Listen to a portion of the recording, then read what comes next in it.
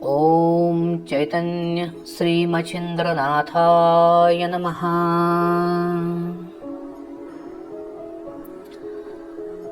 जीवन जगत असताना ते खूप साधेपणानं सरळ मार्गाने जगू नका, कारण या जगात चांगल्या सोबतच वाईट माणसं सुद्धा आहेत. काही माणसांना तुमचं चांगलं झालेलं, तुम्ही सुखामध्ये असलेलं, तुमचं हसतं खेळतं जीवन त्यांना बघवत नाही. असे लोक तुमच्या जीवनामध्ये वारंवार डोकावण्याचा, घुसखोरी करण्याचा, तुमच्या आयुष्यामध्ये प्रॉब्लेम्स क्रिएट करण्याचा प्रयत्न नक्की करतील. तुम्हाला शारीरिक त्रास देतील, मानसिक त्रास देतील, आर्थिक त्रास देतील, सामाजिक त्रास देतील.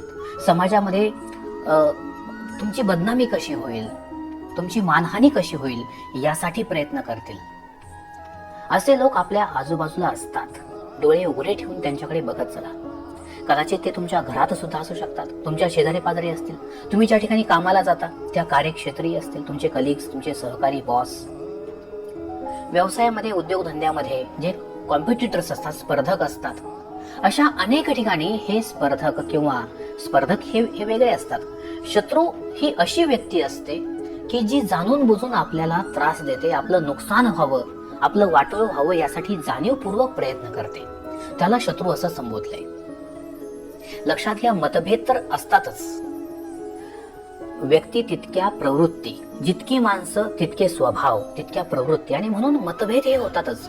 परंतु जी व्यक्ती मतभेदांच्या पुढे जाऊन आपलं नुकसान व्हावं यासाठी प्रयत्न करते, तिला तंत्रमंत्र शास्त्राने शत्रू असं संबोधलेलं आहे. आणि या शत्रूपासून स्वतःचा बचाव कसा करावा, स्वतःला कसं वाचवावं, स्वतःच्या कुटुंबाचं रक्षण कसं करावं, आणि जर त्याही पुढे जाऊन म्हटलं तर या शत्रूचाच बिमोड कसा करावा,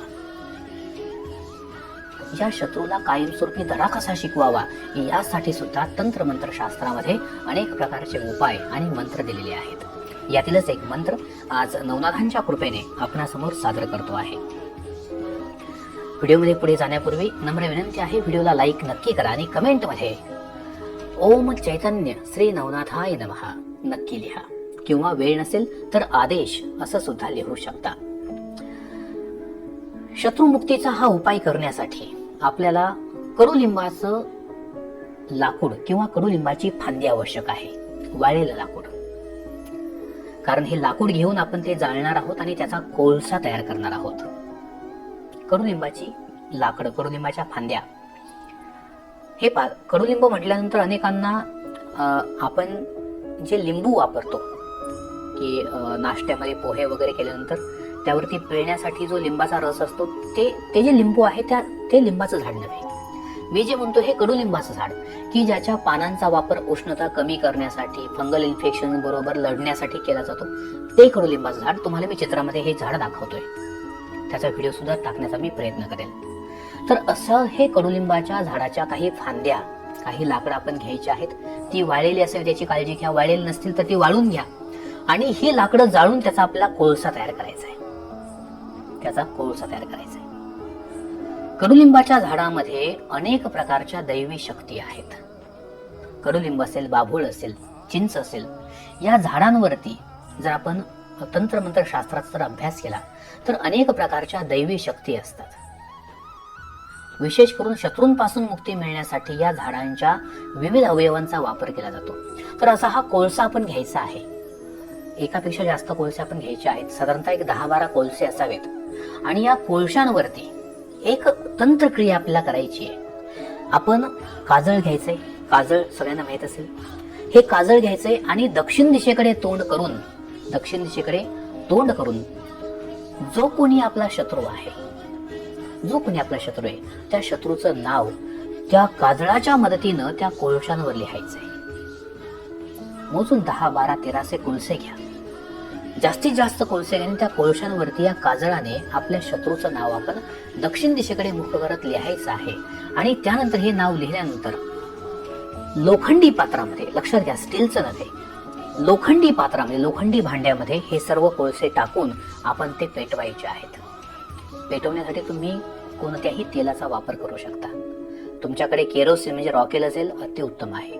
रॉकेल नसेल तर इतर कोणतंही तेल वापरा, आणि त्या तेलाच्या मदतीने आपण हे कोळसे पेटवायचे आहेत. तुम्ही कापूर वगैरे कोणत्याही सामग्रीचा वापर करा, फक्त हे कोळसे आपल्याला जाळायचे आहेत. जे नाव आपण आपल्या शत्रूचं लिहिलंय हे नाव आपल्याला जाळायचंय. आता हा विधी नक्की कधी करावा हे लक्षात ठेवा.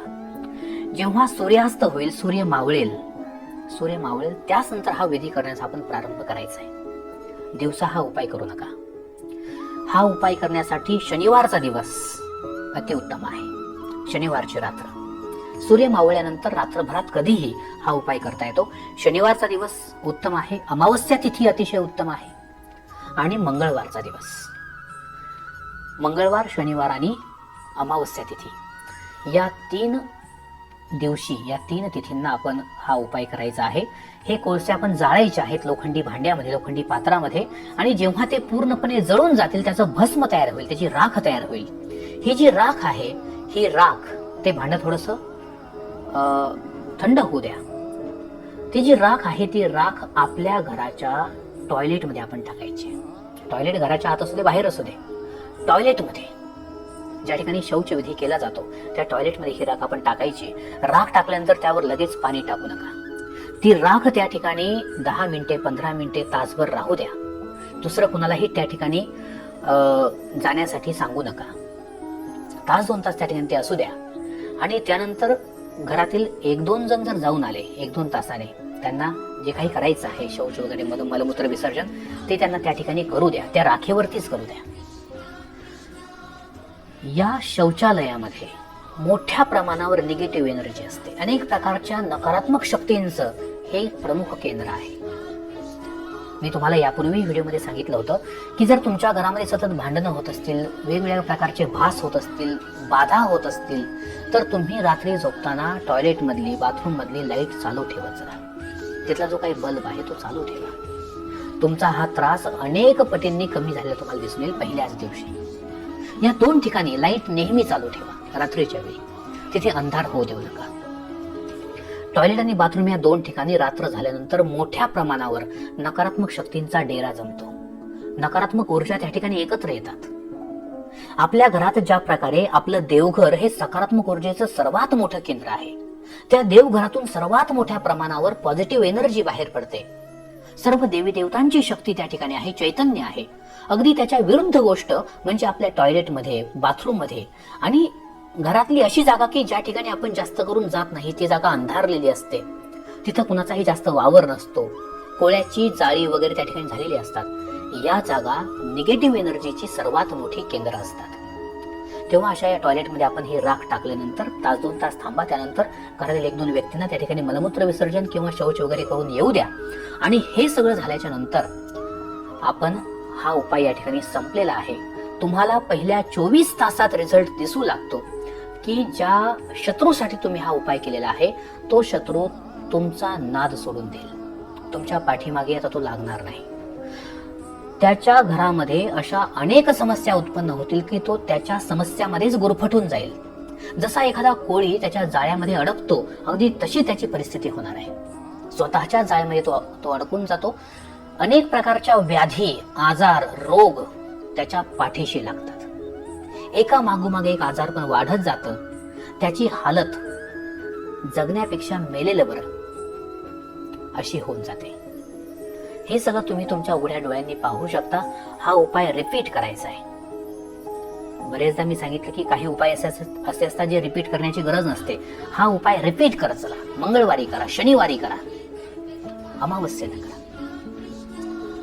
जितक्या वेळा हा उपाय रिपीट केला जातो, शत्रूची ताकद ही तितकीच कमी होत जाते.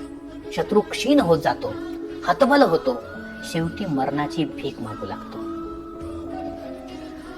जाता जाता पुन्हा एक नम्र विनंती आहे, कृपया तुम्ही हा उपाय करताय कुठेही वाच्यता करत जाऊ नका. कोणतेही तुम्ही उपाय करा, टोटके करा, तुम्ही ते शेअर करू शकता, व्हिडिओ शेअर करा, हरकत नाही. परंतु तुम्ही हा उपाय केलेला आहे आणि त्याचा तुम्हाला लाभ होतोय हे सांगत जाऊ नका. ज्यावेळी तुम्ही हे सांगाल तत्क्षणी त्या उपायाचा प्रभाव नष्ट होतो, तो टोटका नष्ट होतो, त्याचा प्रभाव संपून जातो. तेव्हा असा हा शत्रुमुक्तीचा उपाय नवनाथांच्या कृपेने मी आपल्यासमोर मांडलेला आहे. हा उपाय करण्यासाठी ना कोणता मंत्र आहे, नाही कोणता विशिष्ट अशा प्रकारचा नियम आहे. तुम्ही कोणत्याही अवस्थेत हा उपाय करू शकता. नक्की करून पहा. व्हिडिओ आवडत असतील कृपया व्हिडिओला लाईक करा. लाईक न करता कृपया जाऊ नका. कमेंटमध्ये ओम नमो नारायणा किंवा आदेश लिहायला विसरू नका. ज्यांना मंत्र लिहिणं शक्य आहे, ओम चैतन्य श्री नवनाथाय नमः नक्की लिहा. आणि आपल्या ओनली मराठी चॅनलला सबस्क्राईब करून बेल आयकॉन दाबा, म्हणजे अशाच प्रकारचे शास्त्रीय उपाय तुमच्यापर्यंत सातत्याने पोहोचत राहतील. धन्यवाद. ओम नमो नारायणा.